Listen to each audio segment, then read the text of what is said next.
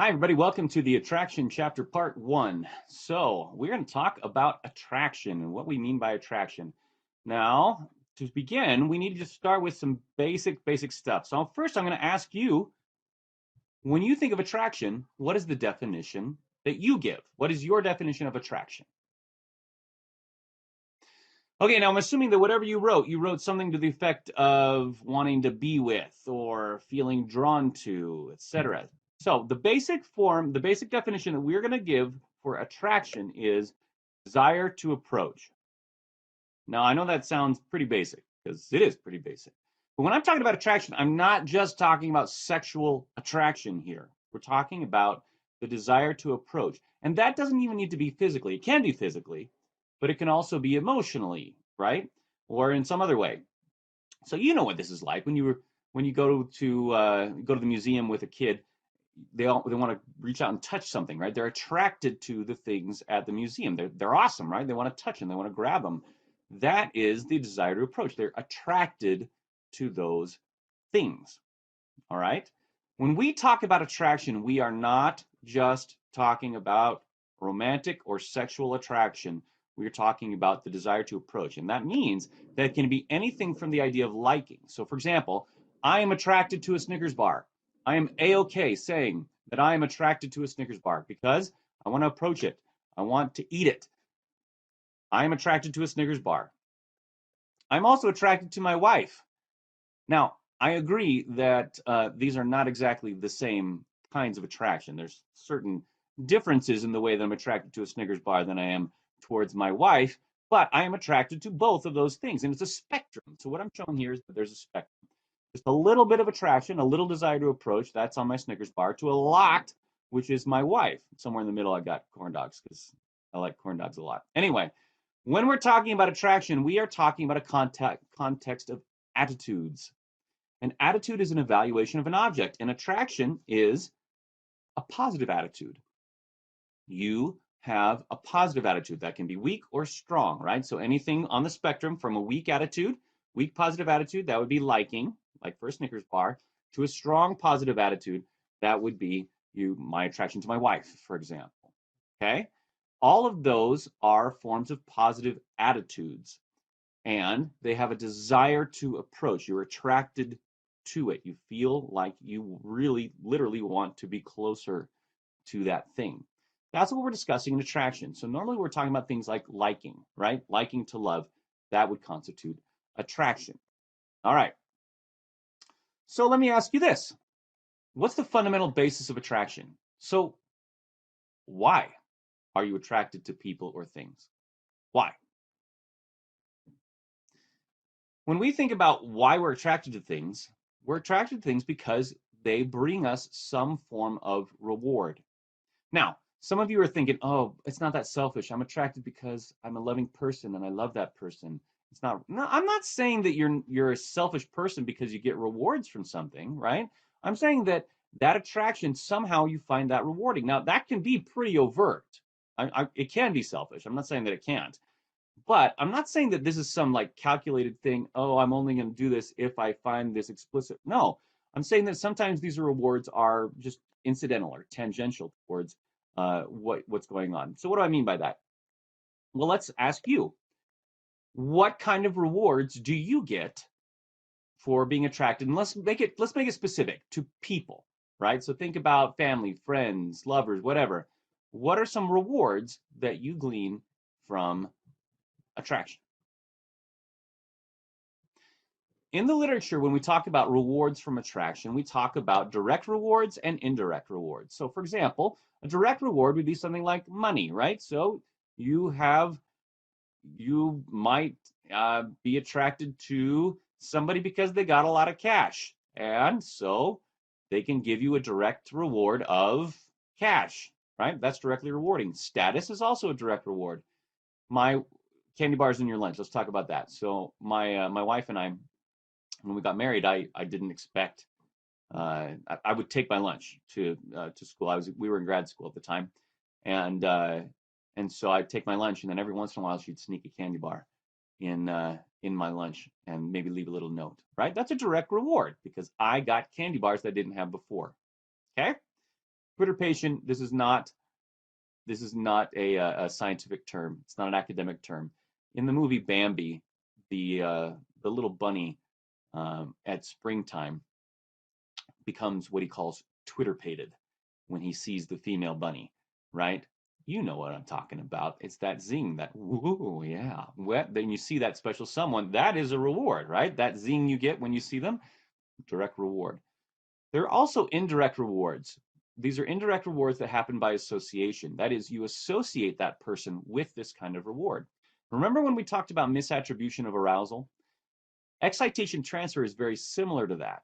Sometimes we think that this person is the cause of a certain amount of excitement, arousal that happens. But in reality, they're just associated with that situation. So, for example, you go to a football game with a date, and you get really excited, and you're jumping up and down, and everybody's screaming and stuff, and then you look over, and you're like, oh, I feel excited, and this person's here. I am going to transfer the excitement that I'm receiving from this football game to this person. Now, you don't do that consciously. You don't say, oh, let me transfer this over. You do it unconsciously, right? It just happens, and you're like, oh, that person's causing this particular kind of excitement. But in reality, they're not. They're just associated with an exciting situation, and you think that they're causing the excitement. That's excitation transfer. You transferred the excitement, the arousal, from one source to a different source. And in this case, it's a person that you think is causing that arousal. We underestimate the situational factors. So let me think about this. If you ask someone, why are you attracted to a specific person? Generally, they're going to talk about, oh, I think it's because, we share so much in common, and, they are such a good person. And you'll talk about a lot of personal, internal personal kind of factors. We underestimate the environmental causes. Remember Kurt Levine's field theory? A behavior is a function of the person by the situation.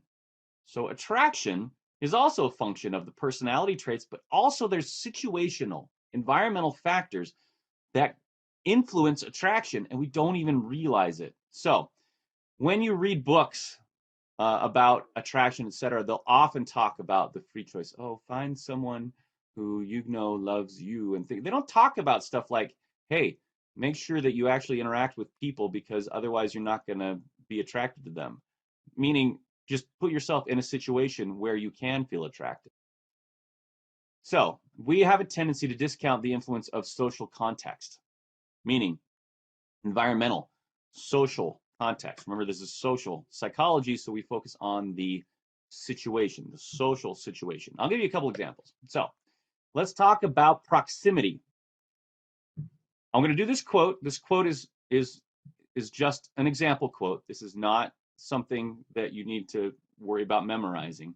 But this is Sir Peter Ustinov. Peter Ustinov is a famous actor from like the 1960s and 70s.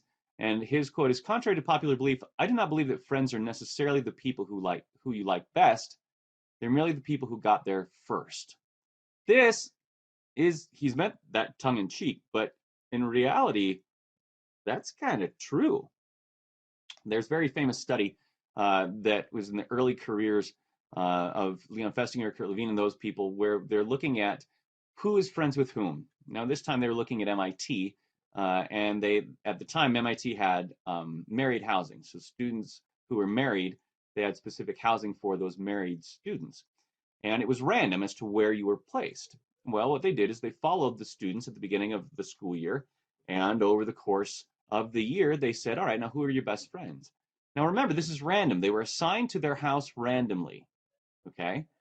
They found that the people who were right next door were much more likely to be their friend than the person who was even 2 doors down. And that person is much more likely to be a friend than somebody who's in the next building. The next building was not very far away. We're not talking about like blocks away. We're talking about you walk by them every day. But proximity was one of the main predictors as to who your friends were going to be. But if you ask them, why are you friends? They'll say, oh, because we have so much in common with personality, person. They don't say, oh, because we happen to be next door to each other. Propinquity effect.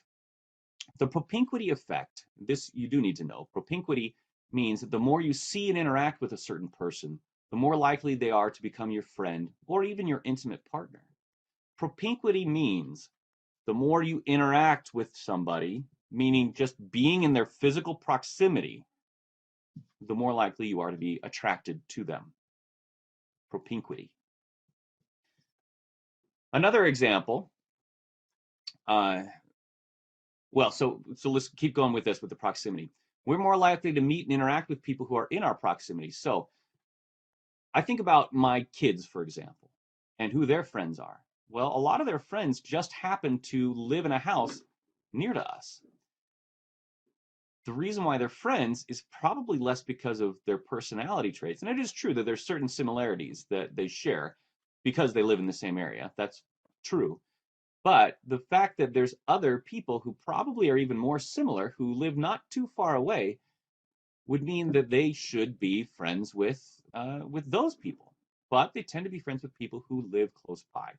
And then for my family, for example, that's like within a block away, the people who they most likely are to hang out with. Okay? All right. So what this is saying is that when we think about this, we often discount the idea that they just happen to be close by. And we can't really form relationships unless we interact with the people. Well, we're more likely to interact with people who are near to us, physically near to us. And so we're more likely to be intimate partners with them. Let's talk about the mere exposure effect. Now, the mere exposure effect is the most basic form of this environmental factor, meaning this just idea of proximity, this idea of just being in the social situation with somebody else. The mere exposure is exactly what it sounds like. Mere exposure. Just being exposed to something makes you like it more. Just seeing it more often makes you like it more. So here's what I want you to do. Look at the screen. I need everybody to look at the screen. I don't know what you're looking at right now, but I want you to look at the screen. Look at the screen. Everybody look at the screen. Here we go. Okay. Which of these do you like best? So, most people, when you ask this question, choose A. Choose the symbol, in this case, for water. The other one, I believe, is for sheep. Now, some of you probably know that already. You can read it, okay? And you might just prefer it. But for the rest of us, I just happened to flash in front of your face about 17 times, come on, this symbol, right? So, why would we like that more? Mere exposure effect says just because you were exposed to it, just because you happen to see it lots of times, in this case, you just saw it for 17 times, you should like it more. Now, some people will also recognize that that is the symbol for water. And so, for example, Panda Express puts that symbol on their water cups. So you may actually have seen that more often in real life and therefore liked it more. Well, so what am I talking about? Mere exposure effect is something that was really brought out by Bob Zients. We've talked about Zients before, but by Bob Zients. And it is just that being exposed to something makes you like it more. And he's looking, in this case, for random things that had no context. So in this case, most of the participants were non-Chinese speakers who didn't, or, well, they only spoke English. They're only English speakers.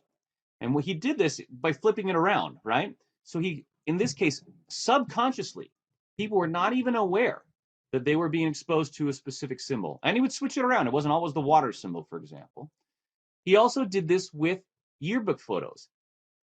Yearbook photos from random yearbooks, not from their yearbook, but from random yearbooks. And he would just flash it in front of their face. Or Turkish words for non-Turkish speakers, right?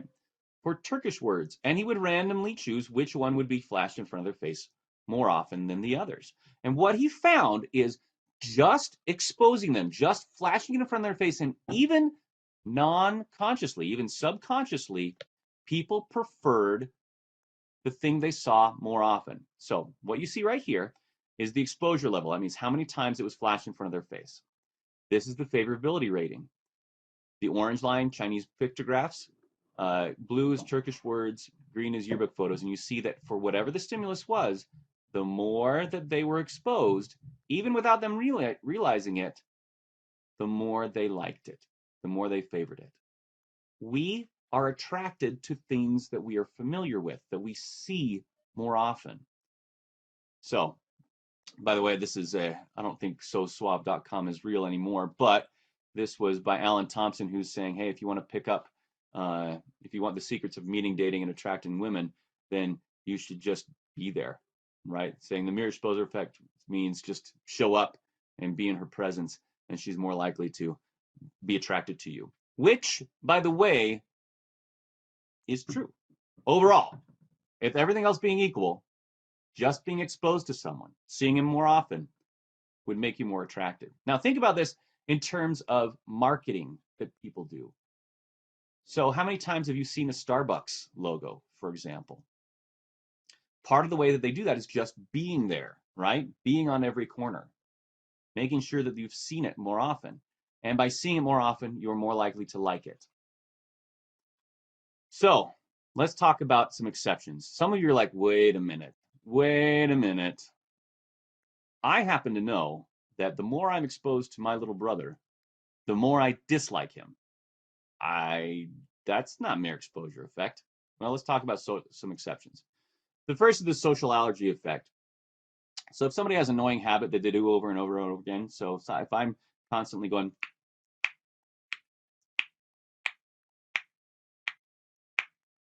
that's going to get old, right? I do that, by the way. I do it unconsciously. When I'm doing a transition, I'll make a click sound sometimes, right? That gets old, and like a social allergy, you're like, the more you're exposed to it, the more you dislike it. So somebody popping their knuckles, for example, might be a social allergy effect. The more you're exposed to it, the more you dislike it because you dislike it to begin with. Another is avoiding marrying other people who you grew up with. So this is a picture from an Israeli kibbutz, which is a communal society where everybody grows up together. They eat their meals together. It's very communal, right? Well, according to the mere exposure effect, different families who grew up in the same kibbutz should be more attracted to each other, and therefore be more likely to marry each other. Well, what they found is that this was exactly the opposite of what happened. And it seems that there's an incest avoidance mechanism going on there, that if you grow up with someone, you're less likely to actually be sexually attracted to them. And it seems to be just an inherent way that we avoid incest. The same way that you're technically exposed to your siblings and are not sexually attracted to them, other children of the same that are the same age that you grow up with incite that same instinct. Okay, great. So those are exceptions for the mere exposure effect. And by the way, I'm not saying that mere exposure is the only thing that leads to attraction. I am saying that the situational factors are undervalued, and just being around someone is a major factor in attraction. It is not the only one. And just being subliminally there is not going to make sure that somebody falls in love with you. That's not what I'm saying. But it is a factor that we underestimate. So what does that mean about long distance relationships? Doesn't that mean that we should have fewer long distance relationships, that they wouldn't work because you don't have as much exposure? Well, like I said, this is a little bit more complicated. Generally, with long distance relationships, here's what we found. With today's technology, it's pretty easy to interact with someone, even if it's online.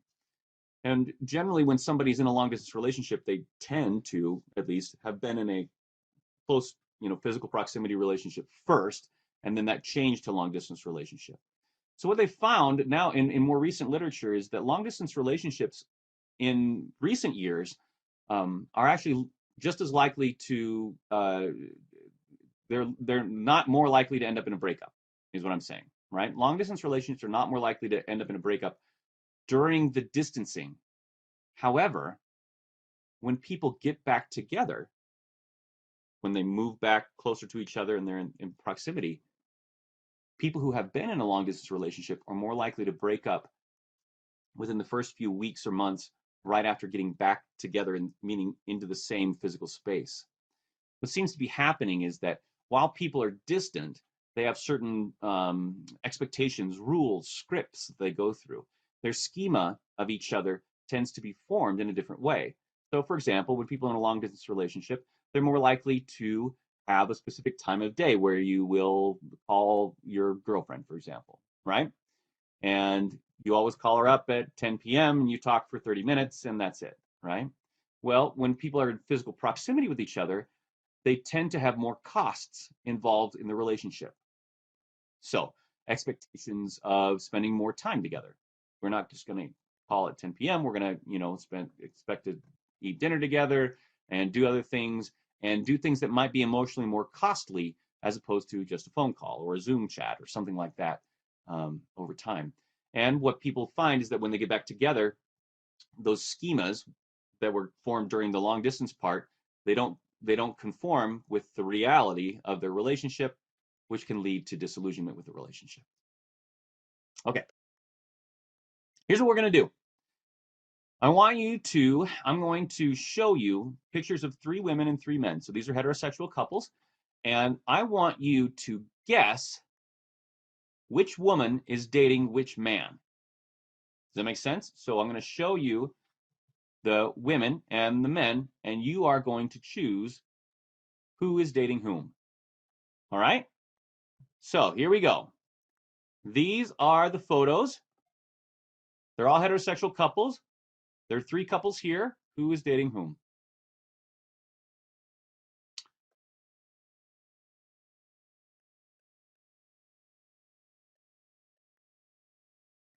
Okay, well, here are the correct answers. At least they were dating at the time when I created this. So if you happen to know anybody, then let me know if they're not together anymore. But these are the 3 couples. Were you right? Did you guess correctly? And more importantly, why did you choose that boyfriend for each woman? So you tell me, why did you choose? What were the basis of your choices? Now, for most of you, I think what you're getting at is ideas of similarity. Ideas of similarity, right? You're trying to figure out what traits they might share, how they're similar to each other, what things they might have in common, for example. All right, let's go ahead and end there because we're going to talk more about similarity in part 2. Thanks, everybody.